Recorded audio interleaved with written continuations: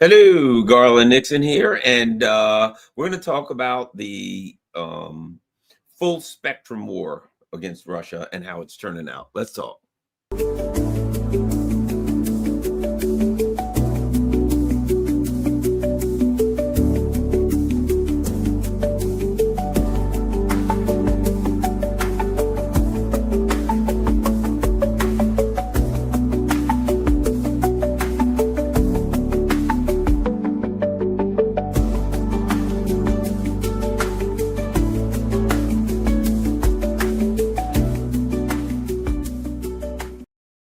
Hello, Garland Nixon here, and we're going to talk about the status of the conflict. I mean, we talk a lot about you know the the SCO meeting, and we talk about all the peripheral things of the conflict. But the fact of the matter is this: there was a what it is, and this is my interpretation of things. Okay, my interpretation of things is that 2014, Ukraine was overthrown and prepared for a kinetic attack on Russia.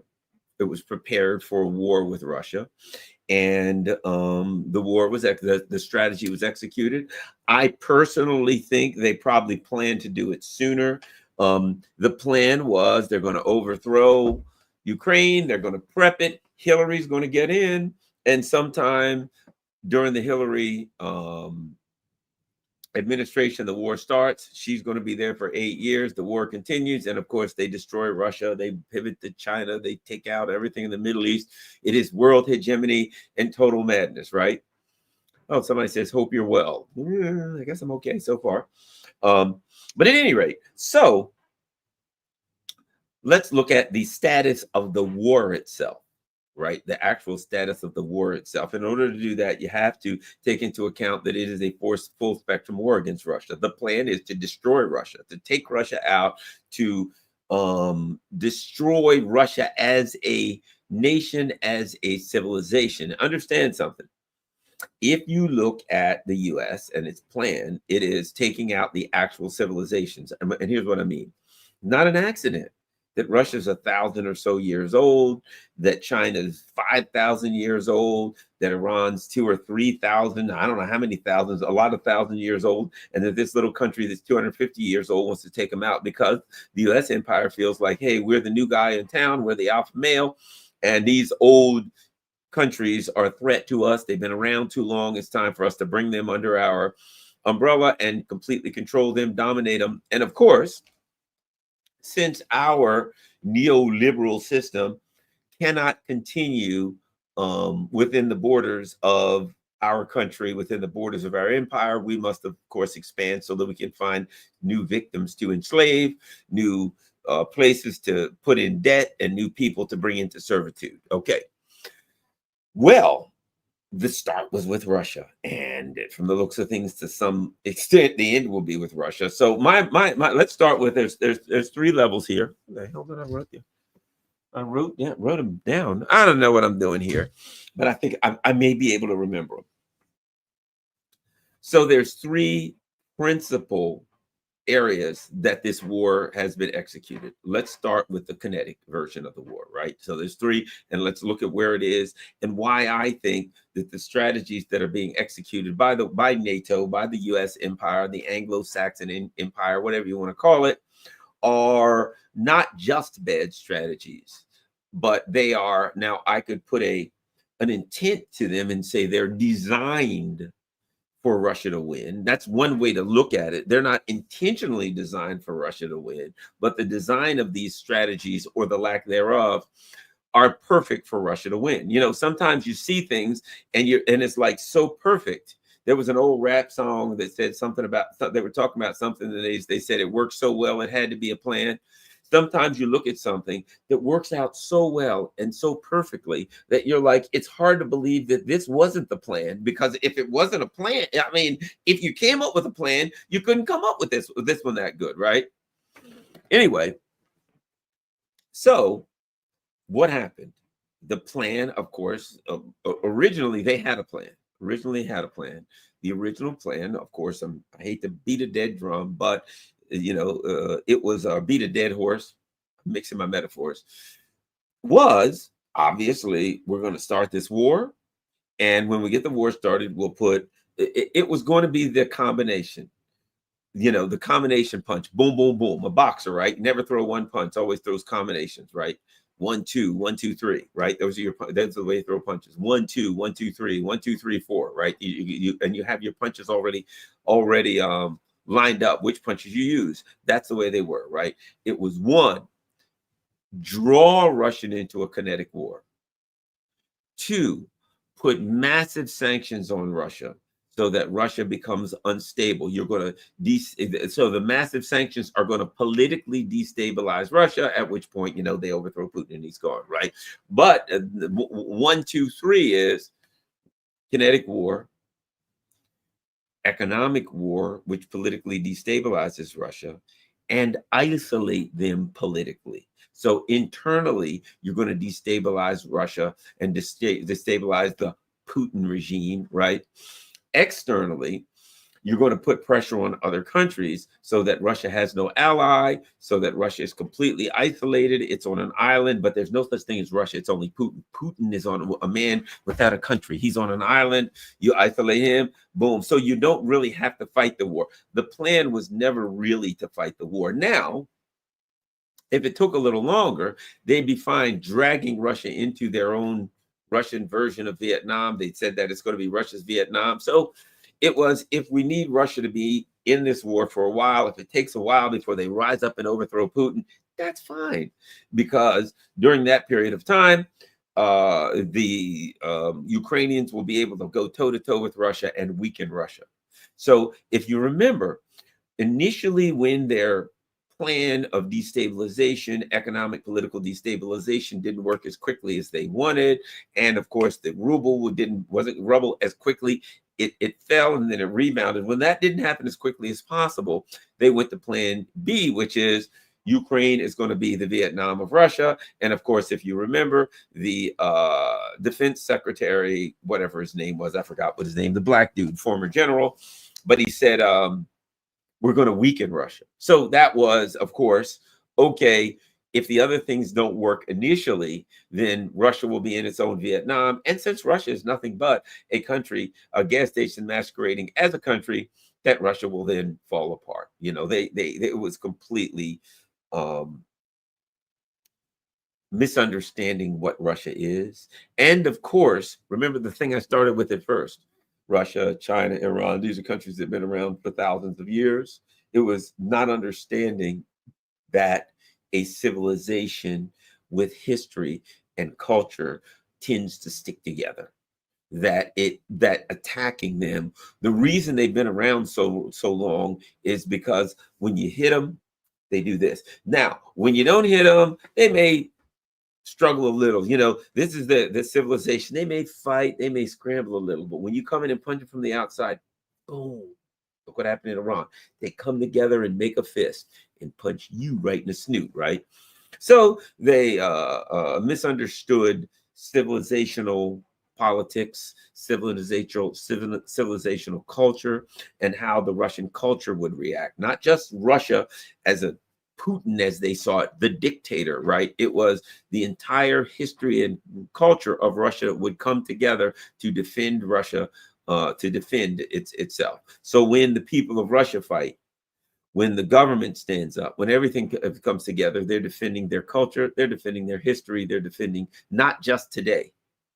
There's a spirituality to a country that's been around for thousands of years in how it defends itself. It's defending its land. It's right to be on its land. It's right to rule its own land. It's right to make its own decisions, to have its own music, to have its own dances and the things that it's been doing. You ain't messing with that. It's not going down easy. So they go in and they underestimate how the Russian culture will lock up together and fight. Now, what happened then? This strategy, it went from having a strategy, as you've probably heard me tell this a million times, it's from the movie Tremors, when their strategy doesn't work, and one guy says, their plan doesn't work. He says, what's the plan? And the guy says, run. And he looks at him when they're running. He says, running ain't a plan. Running's what you do when a plan don't work, right? Everything that we've seen from NATO since a few months into Russia, probably at least 6 to 8 months into this conflict, what they're doing now is what they do, is what you do when a plan doesn't work. When it became obvious that the Russian culture was going to come together to defend itself and that Russia, they were not going to turn on their government. When it became obvious that they had prepared for sanctions and they were, steeled, shall we say, against the sanctions of the West and against the economic attack. They were prepared in every way to defend themselves, right? And by defend themselves, I don't just mean physically. I mean they were prepared to be able to sustain the economic and physical necessities of both their civilians and their military. When it became obvious, that's when NATO became really desperate. That's when NATO began doing the only thing they could do, which is play with narratives. But at that point, they were feeding into the Russian war machine because they were unable to accept reality. They were able to come to grips with the fact that they had failed. They couldn't come to grips with the fact that they had failed because they were so invested. So at that point, they started feeding the Russian war machine kinetically. So what did they start doing? They start setting Russia up for victory immediately. And that's what they've been doing ever since. They've been feeding it into the Russian strategy. They've been, the Russian strategy, there's one way to put it. I like the way Andrei Martyanov put it, and I never forgot this. And what he said is exhaust your enemy, right? But it's worked out so well because they have been able to fully exhaust their enemy and exhaust their enemy on a very, very broad level, on an extensive level, right? So what did we see very, very early? When the NATO countries had to go from, we're going to have a kinetic victory, we're going to have a political victory, then, let's hope for an economic victory. They had to maintain, in order to maintain the support for a faulty, flawed, and rapidly deteriorating policy, they had to try to keep a stiff upper lip. They had to continue to convince their people that they were going to win. So what did they do? They went to the Wunderwaffen, the wonder weapon strategy, right? Okay, we're going to throw in, M777 howitzers. We're going to throw in this. But in doing that, what did they do? They fed, I used to put it like this. Ukraine is a trash compactor. NATO fills the trash compactor. Russia smushes the trash, opens it back up again, and says, time for a refill. Oh, well, we're going to send M1 Abrams 6 and F-16, send them this way. We're going to send more HIMARS, and we're going to send more this and that. We're going to send more troop personnel carriers, you name it, right? And Russia was just like, the door's open. Hold on, trash compactor's almost filled. Hey, boys, is it full? Yeah, it's full. Smash their stuff again, send more. So what Russia was able to do is not just destroy the war material of the Ukraine military, because they did that fairly early. They took out most of the war material that had been stockpiled prior to 2022 for the war. Excuse me. So once that happened, the West then said, okay, we got to keep this thing going, because what are they going to do? They can't just let it fall apart, and Ukraine couldn't continue to fight. So they're now, you got a hungry Russian war machine. It's hungry. It wants Wunderwaffens. It wants wonder weapons. It wants more howitzers. It wants more tanks. This thing's hungry, and it's saying, feed me. So what does NATO do? Okay, feed the beast. NATO continues to throw everything they got in there. And at some point, we found out during the India-Pakistan conflict, Pakistan basically came out and said, we don't have anything. We couldn't fight but a couple days. Why? Because everything's gone to Ukraine. So they took weapons from South Korea. They took weapons from the U.S. stockpile. They took weapons. I mean, they took a lot of weapons. And Russia had the benefit of not just exhausting Ukraine, but continuing to exhaust the UK, to exhaust Germany, to exhaust the US, to exhaust France. But first and foremost, it's the fools that would want to fight Russia first are on its immediate periphery. The the Polands and the Latvias, Lithuanias, and all. And of course, the Western European countries, they're the ones that are right there ready to fight.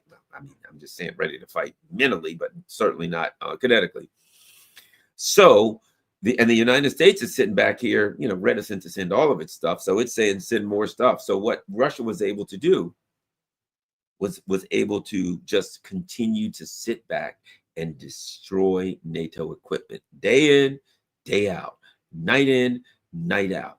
And what NATO did was put themselves in a position that no matter how bad things get, they may have the will, they don't really, but the NATO leaders may have the will to fight. I read somewhere that the UK has somewhere between 24 and 40 available tanks. This is a nation. The mighty British army has between 24 and 40 tanks. How long do you think they're going to last in Ukraine? They're done. But you got to add all the other stuff. I think they've got maybe they may be able to put together 10,000 troops. So that means when you talk about helicopters, you talk about other stuff that they have, they don't really have a navy. So the fact of the matter is this: the UK does not have an effective fighting force in any way that they could contribute. At this point in time, they could not contribute to a war against Russia. What they had has been fed into the Russian grinder and ground up. Same with France. What they had, I don't know how effective it was, but it's been fed into the Russian grinder and ground up. On and on. The Netherlands, Germany, they got Nathan. So they executed a kinetic strategy to exhaust themselves. They had to do it because the only way they could keep the Ukraine fighting is to keep sending them stuff. And the only way they could send them stuff, since they weren't making new stuff, was to send them the stuff they had. They executed a perfect kinetic strategy. And of course, the United States sent a lot of stuff in under Biden. Trump's not as thrilled about sending stuff in, but they sent a lot of stuff into Ukraine, and a lot of stuff has been blown up in Ukraine. But not just that. Additionally, the Russians were exposed to NATO equipment. So a lot of different types of NATO equipment. Of course, remember the Storm Shadow missiles, the whatever the hell kind of missiles, Scout missiles, all of these various NATO missiles were fired at the Russians. The Russians were able to shoot some of them down. So they got target practice. They were able to get some of them. I saw some pictures online where they had some that, had landed, that was duds, didn't blow up or whatever. They got to bring them in, reverse engineer them, figure out everything about them so that they could thwart them. So Russia got the opportunity to both exhaust NATO and to be exposed to NATO's some of its best equipment, and so that it could figure out how to take it out. And of course, they got practice in the latest of ground warfare fighting techniques. They got to develop their ground force fighting techniques, and of course, they got to expand their military dramatically. They got to tighten up their entire war machine and their military-industrial complex to a fairly well. So now Russia is a finely oiled machine that's working quite well, and NATO's militarily exhausted and hasn't even gotten in the fight. Think about this: you're out of breath and you haven't even started fighting yet. Can you imagine that? A boxer's ready to fight, and it's like, okay, we're ringing the bell for round one. He's like, oh my God, can I just get some sleep? I'm so beat. I don't have any strength left. Oh, but wait, we're just starting the fight. That's where NATO is. So kinetically, they have set themselves up in a way that not only could they lose to Russia, they're not even in a position to start fighting Russia. And what do we see? Their policies reveal it. Because here's what they say: we want to go send in a peacekeeping force. But the U.S. has to back us up. In other words, they don't have the wherewithal to send in a peacekeeper. They're like trying to come up with 20,000 troops against 700,000 Russians in Ukraine. Let's say Russia has 600,000. Let's go on the low side, troops in Ukraine. You're going to send in 10,000? What are they going to do? Ukraine has hundreds of thousands. Russia has many hundreds of thousands. And you're going to send in 10,000 troops? To do what? As a peacekeeping force? To make sure Russia doesn't do what? That ain't even a speed bump. If you got in a fight with Russia, they just finish off those troops in an hour. They just bomb the hell out of them. We've also seen, technologically speaking, that your air defense system is lacking to be charitable. Okay, so To be more honest, it's a, it's a sieve. How are you going to go in there? So what the NATO European countries are saying is, we've got to go in and tangle with Russia. And you know what the plan is? The plan is to go in there to get a so-called ceasefire, to get on one side or the other. And then the Ukrainians violate the ceasefire by firing on Russia. And then when the Russians fire back, you say, we're going to have the U.S. as our, quote, backstop. And what do they mean by that? They mean that U.S. is going to go to war with Russia. That if Russia fires at us, we'll go to war with Russia. Well, these are people who have never kept their word about anything. The Minsk Accords, they lie about everything, right? So the idea that they're going in as peacekeepers, they're going in to start a war with Russia for the United States to fight. So they go in, we've got a peacekeeper force. Okay. And if Russia does anything, the United States will be our, quote, backstop. In other words, they'll go to war with Russia. So we go in there and we say, okay, Ukraine, fire on them. Ukraine fires a bunch of missiles at Moscow, whatever the hell. When the Russians fire back, they say, aha, backstop US, come on in. It's a setup it's obvious what they're trying to do because they can't fight, because they've been disarmed. But the fact of the matter is, the US ain't armed all that well right now.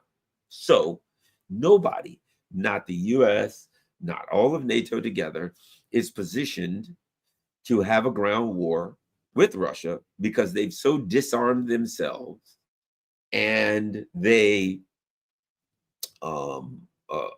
don't have the industrial capacity to last, a couple of days. They'd be out of stuff and it would just be a mess. And of course it would go nuclear. We'd all die, and they would too. They've got a perfect plan for nuclear war, though. If you want to make sure that everybody, at least in Europe, dies, you got a pretty good plan to get that done. If that's your plan, that'll work. Okay. So my point being, if you look at the kinetic part of the war, the current state of the war on Russia, Europe's plan, and I'm not saying it's a plan, but we're going to call it that. Their plan for Russia to win is flawless, right? You start a war with Russia, you start by disarming yourself. That ain't good. Hey, I'm going to fight this guy and he's got a gun. What are you going to do? I'm going to start by throwing my gun over a bridge, so then I got nothing in my hand and he's standing there with a machine gun. Not a good plan. So they started by disarming themselves. And I think we can pretty much call it quits from there. And of course, they cut themselves off from Russian oil, which we can go to that in other parts of this discussion. But for starters, it has to be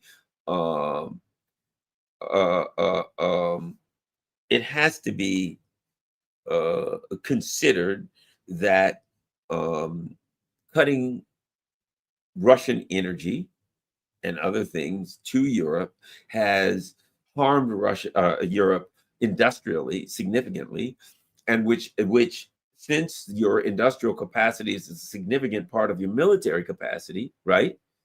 You don't have military capacity unless you have industrial capacity. You can start off fighting, but unless you can continue to produce the things needed to fight, you're going to, okay, let's say you're a great fighting machine. Let's say you've got great technology. You've got all the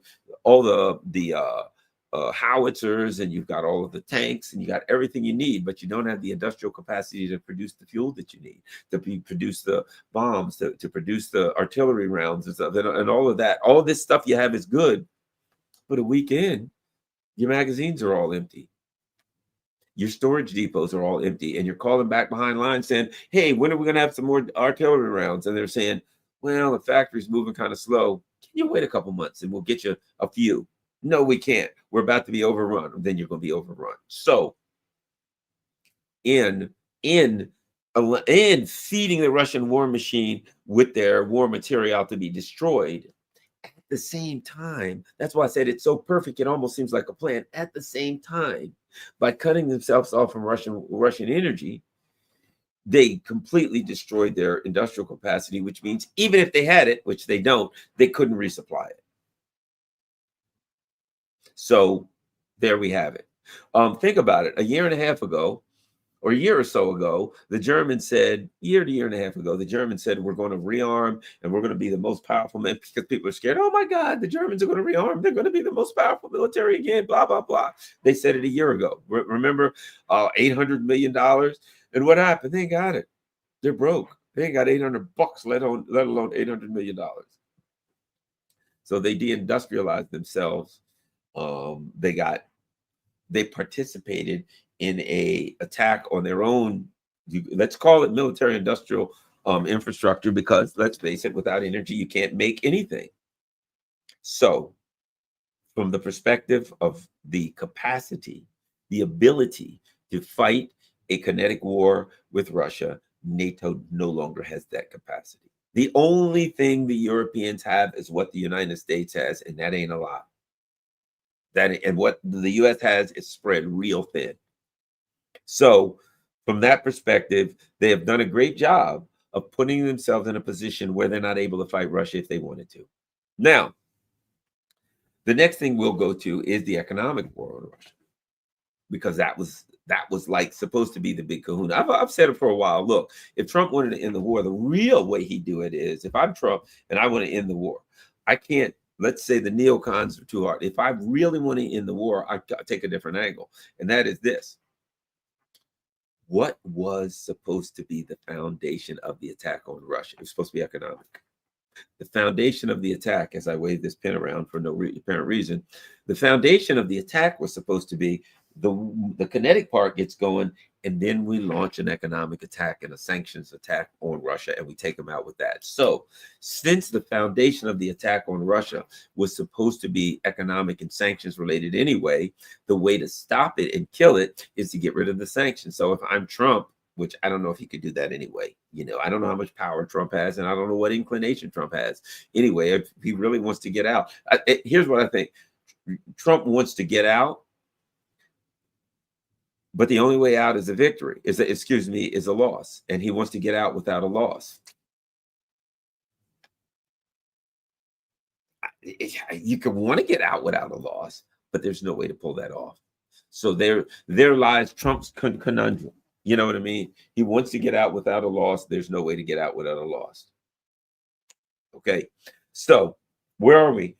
The economic, which we've already touched on a lot of the economic stuff, right? But the war on Russia, the problem is this, and that with this whole economic war on Russia, Russia had prepared. So Russia has the ability to produce, industrially, not just, Russia didn't just come up with the industrial capacity to create the war material that they need. They also really strengthened their industrial capacity to create the everyday things they needed to maintain a strong society and to keep their civilian population not just supplied, but not overly inconvenienced. See, that was the brilliance of what Russia did. They even created little things, and they worked on, their economy and working on inflation, so that if you go around Russia, you talk to people in Russia, interestingly enough, in the midst of this existential war, the people are not overly inconvenienced. They understand what's going on, but they're not overly inconvenienced. So what they were able to do in Russia was to deliver for the masses. They have jobs. They are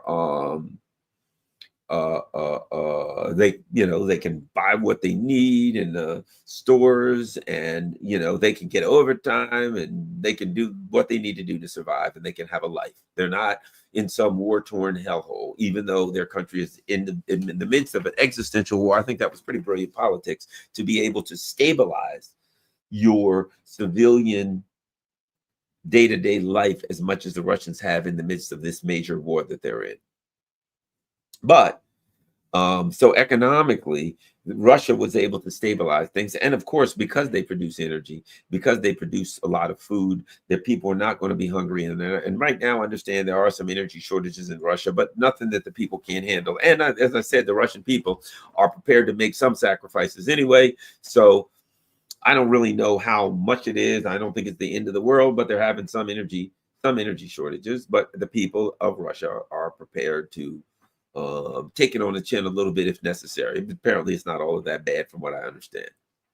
Let us continue.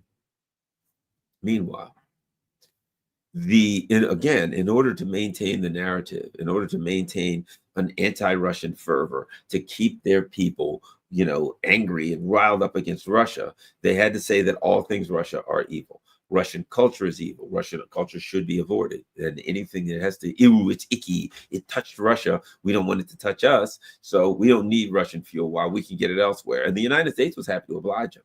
The United States was happy to say, why would you buy all that cheap stuff from Russia when you can get it from us for 7 times the price? We'd be happy to help you. It worked out with you. Ooh, the icky Russians are terrible.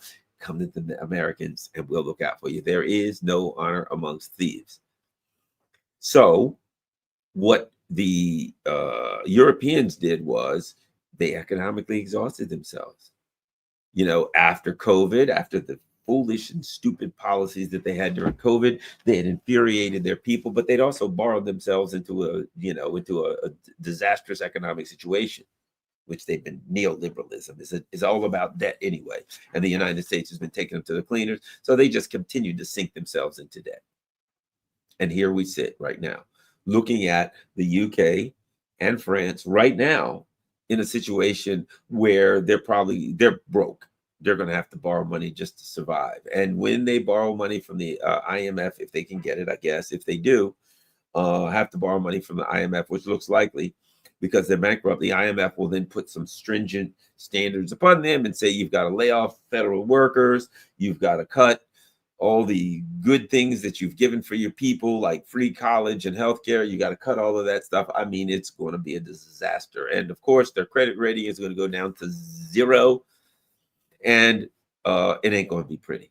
And I look for some, if you've been listening to this channel for a long time, for quite a while, you know that I've been saying, look, at some point, I think there's going to be violence in Europe. I think it's going to go bad.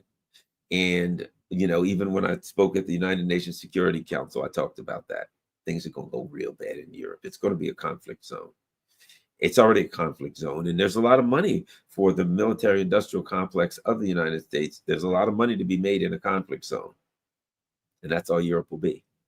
And now, as a result of a combination of the Nord Stream attack, which was a coordinated attack with the ruling elite of the United States, coordinated along with the ruling elite of Europe, they have severely crippled Europe's industrial capacity. So as Russia was growing its industrial capacity, Europe's was being crippled massively. And of course, they're being subjected by the United States. They're being subjected to price gouging, which really even cripples their economic and industrial capacity even more. So now Germany, which is the economic engine of Europe, is in deep and serious trouble. The France and the UK deep in serious trouble. Italy, all of them deep in serious trouble. So you're looking at a situation where the European bloc, who plan to wipe out Russia, is in dire straits. And God only knows what this winter is going to look like for Europe. Because, it gets pretty cold. And if you go into the last couple of winters were very, very difficult. One of the things that a number of European countries had to do, Germany had to do it, the UK has had to do it, and that is to give people stipends, to give certain people, seniors and people like that, additional money to be able to pay their energy bills so that they could have heat. People were freezing to death because they stopped getting money from Europe. They they stopped getting energy from Russia. They drove the prices up, and now average people couldn't afford it, and the government had to help. What happens when the government goes under here shortly in the fall, and then it gets cold, and the people don't have money to buy energy, and the government don't have money to give them to buy energy, and things are only getting worse, and the tax receipts are getting worse, and they are told that by the IMF, which they will be told by the IMF, that they got to lay off government workers, they got to cut spending, which means cut services, government services, right? And they can't help the poor. Explosion, social explosion. People are going to go bananas. I think UK and France, go first. They'll be. I fear to think, and I've said for a while, I think there'll be violence. I think, what are they going to burn number 10 Downing? I don't know. They may. The revolution in the air, brother. Revolution in the air. It's coming. It ain't going to be a pretty sight. It's going to be a long winter in Europe. Maybe may take until the spring, maybe not. But if they have to take those IMF loans, understand that when it comes to IMF loans, the IMF works like this. Oh, I need $100 billion. Okay, here's $100 billion. Here's a list of what you have to cut or you can't get it. They've been doing it to African countries for years. Sure, you're going to have to cut the National Health Service. You're going to have to lay off employees. And they always say this, and this is what infuriates the people. And you have to raise taxes. Think about this. At a time when you're forced to cut services, subsequently you have to raise taxes. And the IMF says if you want to, you don't have to do that, but you can't get the loan if you don't. And that is what creates mania amongst the people. Pandemonium. People are like, oh my God, people are getting laid off. You're cutting everything. And they're like, yeah, well, it gets worse. The government's going to be like, we can't pay our bills. We can't do anything. We got to take a loan from the IMF. And then they'll come back. We got the loan from the IMF. We got good news and bad news. The good news is we got a loan from the International Monetary Fund. The bad news is they kind of told us a few things we're going to have to do. What? Lay most of you guys off. Oh my God. And that healthcare service you're used to? Yeah, it's gone. Oh my God. Well, it gets worse. What's that? The little money that you do have, yeah, we're raising taxes on you. And of course, inflation is going to go through the roof, maybe hyperinflation. The pound sterling's probably maybe crash. I mean, it's just going to be a disaster. It's going to be, you ever watch a zombie apocalypse movie? Yeah. Did you pay real close attention to what happens when a society falls apart and people are wandering around in bands trying to survive? Yeah. Let's hope and pray. I love fingers together and hope that doesn't happen to UK. I don't know how bad it's going to get. I don't know how bad it's going to get. But I don't think it's going to be good. So who knows? It is possible that I have overestimated the damage that the Euro bloc has done to itself economically, but not by a lot. And of course, at some point in all of this, and this could come over the winter, as that happens, the idea of sending more stuff to Ukraine is going to go out the window. Sorry, you can't send another 15 or 20 billion or 50 billion to Ukraine if you're borrowing money from the IMF to pay your basic bills. And might I add, how are you going to pay the loans back?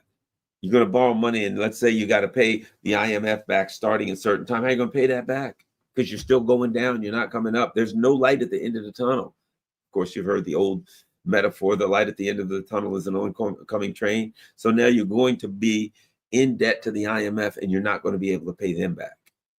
You're just going to go deeper and deeper into bankruptcy. UK, France, Germany's not quite as bad, but that's the direction Germany's going. Bad. And of course, I'll say this: if you're in the United States, look, I think Europe is like either the biggest or one of our biggest trading partners. We sell a lot of stuff to the Europeans, and they ain't going to have money to buy it, which means there's going to be a price to pay right here in the United States. But let's continue talking about NATO. So as you can see, the strategy to hurt Russia by refusing to purchase cheap energy has done what was very predictable that it would do. We're going to hurt Russia by not buying the cheapest energy that we could possibly dream of getting. We'll buy far more expensive energy to hurt Russia. The problem is Russia's selling energy, and everybody needs it. I mean, that would be like selling, I don't know, cocaine in Miami in the 1980s. If somebody had cocaine, it sold itself. They didn't have to go searching around for customers, did they? know in the 1980s in Miami, there was no search for customers. If somebody was a cocaine salesman, their customers came to them, right? Well, that's Russia. So now when India or China or whoever says, oh, you don't want cheap energy, and what does it do? It helps them to grow. India's economy, one of the reasons it's growing is because they're getting so much cheap energy, and they don't want that to change. Russia, India's probably like, please don't ever take those sanctions off Russia because they may make us pay market price. We ain't trying to do that. And of course, India is buying it at a discount price, is refining it, and then it's sending it to Europe. And now Europe's talking about not buying from India, which I think they shouldn't, because hey, if they buy from India, it might help them survive. The plan is the plan for the complete economic destruction of Europe is almost perfect with one problem. There's one hole in it, and that is they still buy energy from India. If they want to perfect that plan for the absolute destruction economic of the European bloc, the Euro bloc, then what they got to do is stop buying revamped, recycled Russian energy from India. They should stop. They should stop. If they ask me, well, Garland, if we do that, it'll hurt us really bad. What do you think we should do? I'd say, well, seeing as how I hate NATO and I think it's dangerous and I think NATO should go away, my suggestion is you stop buying Indian oil. Yeah, I'm sorry, India. It's going to cost you a few bucks. Fair enough. But then again, if you're selling energy, look, if those idiots stop buying it, the US and Canada probably, like, oh, okay, well, Europe's not buying it. Yeah, fine. We'll take theirs. We don't care. We'll still buy whatever the hell we want from Russia. But that's for them suckers to go down the tube. But my point is, economically speaking, when you look at the Euro bloc, have they executed a strategy for self-destruction? Amazing. Again, when you look at their strategy to send weapons to Russia to get blown up, how much better could it be? When you look at their strategy to stop buying Russian energy, to stop buying the things they need that they can get from Russia at a discount price. And now talking about starving themselves of other things. Yes, we won't buy things from Canada and India, from India and China either. Go right ahead. What a great strategy. I think it'll work every bit as well as the strategy, your military strategy. Let me add one more thing about the military strategy that I forgot to add. And I think it's important. They don't want to stop the war, right? Now, look. Let's look at one of the things that Russia does. They form these cauldrons, right? They partially encircle a town, and then there's some roads that come in and out of the town, and people are like, oh, the Russians are going to encircle that town and trap them. No, they don't. The Russians partially encircle the town, and then they throw munitions on the soldiers that are there. An area where they are, whatever the area is, you got Bakhmut, Smokhmut, whatever the hell, I don't know, I can't pronounce these towns, and there's 10, 20,000 Ukrainian soldiers in there. Russia partially encircles it and then leaves an alleyway for you to come in and out. That way, they can attack you as you come in and out. When you try to escape, they can attack you, and they can just continue to attack you. Why? Because what they really want to do, look, when it's all over, when this conflict is over at some point, the West could reconstitute a Ukrainian military to go back after the Russians, take a second swipe at the Russians, unless there ain't no Ukrainians left to do it. Now, I guess this is a morbid way of looking things. It's not nice. I'm a gentle and kind person, and I don't like people, bad things to happen to people, right? I think, I only want good things to happen to people. But if you're the Russians and they're going to sharpen up the Ukrainian military and send a bunch of Ukrainians after you to kill you, and after the war, if you let those Ukrainians survive, then they'll be still there. And they'll be like, how many Ukrainians do we have left in the Ukrainian army? We've got 400,000. Great. Let's get them all geared up and ready to go. Get them rested, tanned, rested, and ready. Another 6 months. We'll send them right back across there to take out the Russians, right? unless they're all dead. As unfortunate as the Russian strategy happens to be, even a nice guy like me, if I were the Russians and you're like, hey, we're going to send the Ukrainians after you, I'd try to kill them. I mean, it's a war. That's what happens in a war, right? I'd be like, General Nixon, what do we do?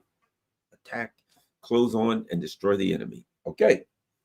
And if I weighed things out and said, so they got even a longer term plan, huh? And that plan includes whatever's left of this military to rearm them, get them straight, and send them back against me a second time. Guess I'm going to have to kill them all then. I don't feel good about saying this, but I didn't come up with this. They are playing right into the Russians' plan of attrition. Attrition is simple. I'm going to destroy your equipment and I'm going to kill the people in your army. And at some point, there ain't nobody left to fight. And if there ain't nobody left to fight, there also ain't nobody left to reconstitute a military and come back after me later. So when the Russians say, yeah, we'll make a deal, the Russians reluctantly making a deal will leave the Ukrainians alive. They'll go across the border. They can be used as recon teams later to come across and do horrible, savage, and barbaric terrorist acts. They could be sent across to launch attacks and go back to war and all that kind of stuff, but they can't do it if they're dead. And I don't feel good saying this, but you're kind of playing into the Russians' hands if you're completely sending all of the Ukrainian soldiers into putting them on the field of battle and putting them in the kill zone. And so the Russians can say, yes, we're willing to talk and do all of this. But what the Russians, I think, just my thoughts, are doing is saying, we ain't in no rush. I think the Russians are like, yeah, and this is something about it. The U.S. empire is very narcissistic, and I always say this: narcissists and sociopaths and psychopaths are easiest people in the world to get a deal with. There's nobody easier to get a deal with than a narcissist, a sociopath, and a psychopath. You know why? Because they have no intentions of keeping their word. So once they make a deal with you and say, if you do this, I'll do this, and you say, yeah, shake on it, yeah, they ain't gonna keep their word. They have no intentions of keeping their word when they say it. So it's easy to get a deal with a guy or girl who's never going to keep their word. So the Russians know right now, by now, they understand that all they got to do, based on what the European leadership has done, is continue to make offers that the European leadership will never take. All they got to do is hold their ground. They understand also that by now the European leadership understands that also. So the European leadership, as delusional as they may be, want to keep this going until like 2029 or something. So then they can go fight Russia in their pea brains. But it works for Russia because Russia's like, well, if you gave us the right deal, we'd take it. Russia knows they'll never give them the right deal.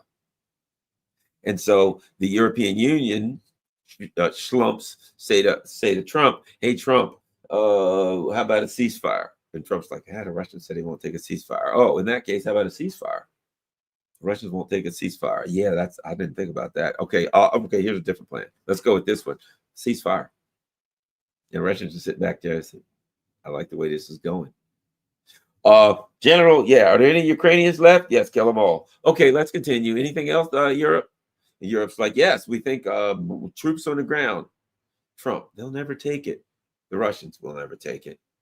Europeans, that's pretty much why we offered it. So in that case, we'll throw, okay, how about this one? Troops on the ground. No! Meanwhile, the Russians are still. Any Ukrainians left? Yes, we got a battalion of them here. Kill them all. Drop a Fab 5 on them. Shoot them. Burn them. Throw them off a bridge. Whatever you do, kill them all. So as the Ukrainians are being The Ukrainian soldiers are just being wiped out. The Ukrainian threat is being neutralized. And the Europeans are assisting it because they're keeping the war going as the Russians weed out the Ukrainian military. And at some point, the war won't be able to keep going because there be, remember this, to the last Ukrainian? Well, that's the Russians' plan. So really, if you think about it, NATO and the Russians have the same plan. It is, oh yeah, there you go. Somebody said no-fly zone. That's the next thing. The Europeans, hey, how about a no-fly zone? The Russians, no. Oh, okay. Hey, Trump, let's offer them a no-fly zone. And the Russians are like, the Russians say, we're ready to listen. Take your time. Hey, how's it going killing those Ukrainians, Joe? Yeah, there's more. All right, keep doing that. We're ready to talk. That's all the Russians are doing. It's sad.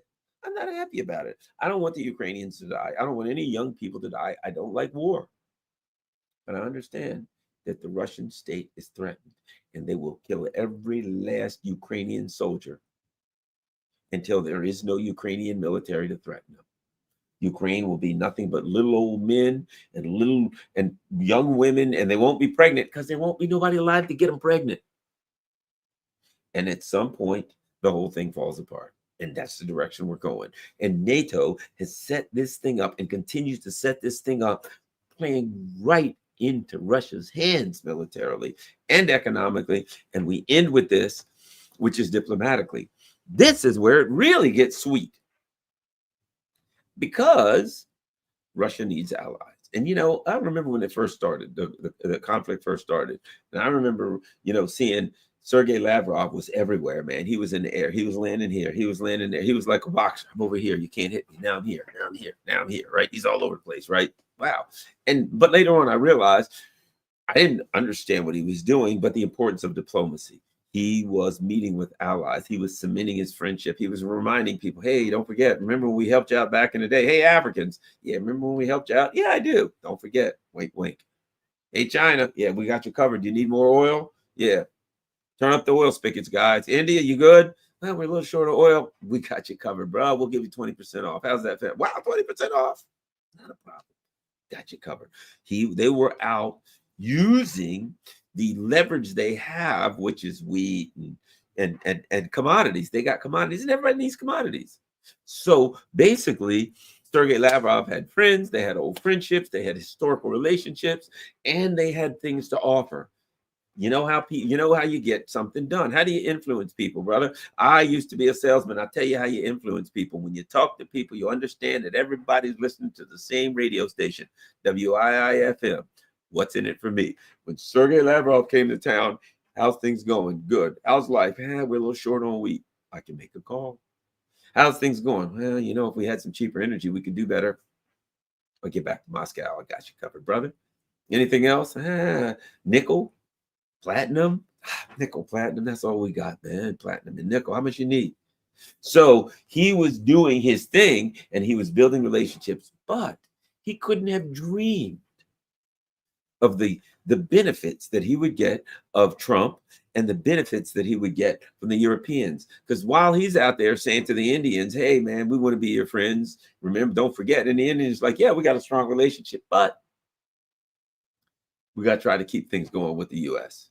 Okay, I understand. They didn't push the Indians. They didn't squeeze them. They just kept good relationship with them, hoping for an opening. And the Russians were like this, the Chinese ain't all that bad. And the Indians were like, screw the Chinese, they're our enemies. And the Russians were like, yeah, well, we'd like to facilitate something between the two of you, but let us know. Keep an open mind. You know what I mean? We'll talk. They're our buddies. They're our good guys. Maybe we can work out something for you. Who knows? You might need the Chinese someday. You're trying to build. You're trying to do some things. They're our friends. If you ever want to talk to them, just let us know. We'd love to facilitate. And they're over to Chinese. Hey, man, come on. The Indians are pretty cool. How about we talk? Waiting for their opportunity. And what happens? Trump comes along. You're going to be tariffed. I hate all of you. There's Lavrov again. Hey, guys, there's Putin. Hey, guys, remember me? Why don't you stop by Moscow and we'll have some borscht or some, potatoes and mushrooms with beef, boiled beef. I tell you, Russians know how to cook. Oh my God, their mushrooms and potatoes is without equal, right? They got this mushroom sauce, kind of like a gravy. Woo! Anyway, I love mushrooms anyway. Lots of good stuff. Bottom line, the Indians and the Chinese were kept abreast of what was going on. They were kept, informed every time something happened. Putin picks up the phone. He's talking to Modi. He's talking to the Chinese. He's talking to the Iranians. Blah blah blah. He's keeping everybody. And what happens when Trump hits India with tariffs? And it sent the message to him: you ain't our friend, and we don't like you. You will do what we say. There's only two kinds of countries: countries that we have conquered and countries that we intend to conquer. And guess which category you fall in? Both. Because the Brits conquered you in the past, and now we're going to come back and take you back over. Do what you're told. And the Indians were like, we can't really do that. Shut up. Yes, you will. Meanwhile, you got these idiots for the EU of von der Schnitzel or whatever her name is, and Kaja Kallas and the Nazi princesses, and they're like, India, you must do what you're told, and we will sanction you also. We're going to have massive bone-crushing sanctions against you, India and China also. India and China's like, oh, really? You're going to have massive sanctions. So now, India, I'd like to say they've had their come to Jesus moment, but they're Hindus and Muslims. So that would be inappropriate. But the bottom line is this: they've had their wake-up calls. And recently, the EU has joined in. Yes, we're going to screw those Indians. We're going to fix them too. And the Indians got to look back and say, we got a history with you British bastards. And you starved our people, you screwed us over, you robbed us blind, you raped and pillaged. We remember. And we ain't happy about it. So now, in their infinite wisdom of threatening and going after India, I think that was kind of the last straw. They have the diplomatically, the isolation of Russia. They were going to isolate Russia. Oh, the isolation of Russia is complete, except the isolation of Russia turned inside out. So now these idiots, these lunatics, have pissed off India. So now they've got the trifecta. They've done the stupidest things you could possibly do to ensure a victory for Russia kinetically on the battlefield. Everything they could do. Industrially, you name it. Economically, suicide. They're going broke. They're in debt up to their ears. And the United States is picking them like a field of cotton. Okay? And of course, they just pissed off Modi. And they've already pissed off China. And of course, Africa and Latin America have been screwed by, the colonial powers now, low for these many centuries. They already got a bad feeling about them, okay? So now they've hit the trifecta. So that's my point. It was a full spectrum strategy, a full spectrum war strategy. Yeah, there we go. Full spectrum war strategy against Russia. And it would be bad enough if they had failed. But they did far worse than failed. They actually acted in a way that everything they did was counterproductive to what they wanted. So let me look over the news real quick and see if we can find anything of consequence. I'm looking for, let's see my news. Let's see. Vladimir Putin is attending a military parade in Beijing. Moscow and Beijing described each other as strategic partners and pledged to deepen cooperation without limits. Let's see, anything else? U.S. House releases the first batch of Epstein files. 33,295 pages. Here's the thing about it. Epstein files. Here's the thing about it. I want you to think about this on the Epstein files. We didn't ask for the Epstein files.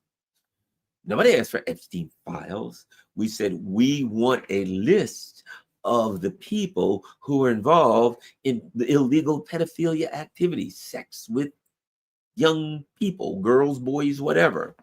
And then we said, we want the list. And they said, there is no list, but we're releasing the Epstein files. We didn't ask for no damn files. We want the list. Oh no, you asked for the files. You get, it's the oldest game oldest thing in the game. Oldest trick in the game. Somebody asks for something, you redefine what they ask for, and you give them what you want to give them. We asked for the list, and they said, "Oh, what is it? You asked for the Epstein files? No, we want the list. Oh, the Epstein files. We got the Epstein files. No, we asked for the list. Okay, here you go. Here's the Epstein files. What are they going to put in it? They'll have like, this is how much Epstein paid for his a schnitzel that he bought in Germantown. This is how much Epstein paid for his pants. This is where he used to shop. This is his favorite burger joint. The files mean nothing to us. We want a list of the criminals. That's the game. They're going to redefine what they're going to give you, and they're going to give you something you didn't damn ask for. And then they're going to pretend like, see, we're done. We gave you what you asked for. We didn't know what we asked for. You can't give us the list. Politicians can't give us the list. Not because the politicians' names are on the list, but because the people who own the politicians' names are on the list. All right, let's say anything else. The Ukraine authorities want the largest Christian church banned. The Ukraine Orthodox Church was previously designated as an entity linked to Russia, but refused to correct violations. So one of the things that Russia has said was, one of the things that Ukraine's going to have to do is that it's going to have to respect the culture and the rights of Russian speakers and allow them to worship the way they want and speak the way they want. And what Ukraine is doing in return, what the Nazis are doing is saying, we will demonstrate to you that we ain't going to do nothing that you want. Look, this Nazi thing's got to be extinguished. If you have a fire, the fire has to be extinguished. There's no other way to fix it. It has to be extinguished. And as I articulated early in a way that even I'm not comfortable with, I think the Europeans are creating a dynamic in which this Nazi thing can be extinguished. Denazification. Some people were like, yes, I think denazification will be, they're going to do this and that, and they're going to set up, get rid of certain institutions. There's another way to do denazification, right? Okay, there's another way. One of them is setting up institutions, and another one is, okay, that's another way. I'm just saying, there's numerous ways to do denazification, okay? And I think that's the method that the Russians are taking. All right, let's continue. European NATO states have no political will. Let's see what we got here. European NATO members are indecisive when it comes to the Ukraine conflict, according to Matthew Whitaker. I think it's very naive to believe the United States can decree that the fighting stop and that somehow Russia or Ukraine, either side, will stop the fighting, Whitaker said. He criticized NATO for its lack of political will and reluctance to take any major steps without U.S. involvement. The elephant in the room is that there's no political will among our allies to do what it takes to stop this war. All the NATO allies, Whitaker added. Europe could put troops in, but nobody's willing to do that. Yeah, there you go, Whitaker. That's an idea. How many troops they got? 10,000. Yeah, that could sure that stop 800,000 Russians. The Russians would cower in their boots. Hey, what's happening? We got a bunch of trained soldiers from NATO. Oh my God, run for your lives. I don't think that's going to happen. Let's see, whatever. Listen to this. Israel had total control over the U.S. Congress, and it was possible for someone speaking badly of the Jewish state to be in politics, U.S. President Donald Trump has said. Trump said that in an exclusive interview with the Daily Caller published on Monday, repeatedly stating that Israel used to have the strongest lobby I've ever seen. Used to, in the past. Unlike now, if you go back 20 years, I mean, I'll tell you, Israel had the strongest lobby in Congress of anything or anybody or of any company or any corporation or state that I've seen. Israel was the strongest. It doesn't have that strong a lobby. It's amazing. Today, it doesn't have that strong a lobby. It's amazing. The conflict between Israel and Hamas, prompted by surprise assault, blah, blah, blah. Has eroded West Jerusalem's influence on the U.S., Trump suggested. They may be winning the war, but they're not winning the world of public relations, and it is hurting them. Okay, let's see anything else we need to look at.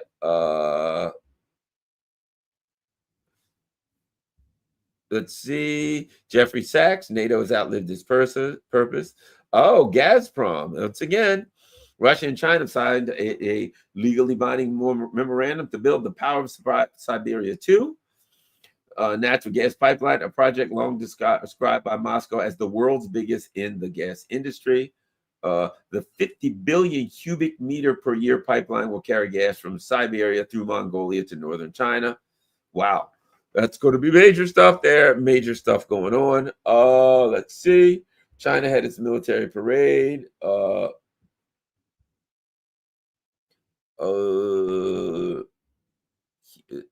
I think that's about it. I don't see much else. Activists heckled Nazi criminal von der Leyen. Oh, by the way, von der Leyen recently claimed that the Russians, I don't know if you've been following this story. She claimed that she was flying around somewhere near the Russian border and the Russians were blocking the GPS on her airplane. It has since come out that it's false. Flight tracking website FlightRadar24 has refuted allegations made by several media outlets and EU officials that European Commission President Ursula von der Leyen's jet was subjected to GPS signal jamming. She said the Russians did that. Let's see. The aircraft transponder reported good GPS signal quality from takeoff to landing. It added the alleged GPS issues were first reported by the Financial Times, which cited unnamed sources who claimed the pilots experienced signal blackouts so severe they had to use paper mats. The sources suggested Russia was to blame for the alleged incident. Reached for comment by the Financial Times, Kremlin spokesman Dmitry Peskov said the reported allegations were untrue. We can both the EU and Bulgarians authorities pointed the finger at Moscow. We can indeed confirm that there was GPS jamming, but the plane landed safely in Bulgaria. Now it's come out that that was all a lie. So it is what it is. All right. Thanks a lot, everybody. Let me see. Do we have any super chats? I don't see any super chats. No super chats. Do I see? Well, in that case, none.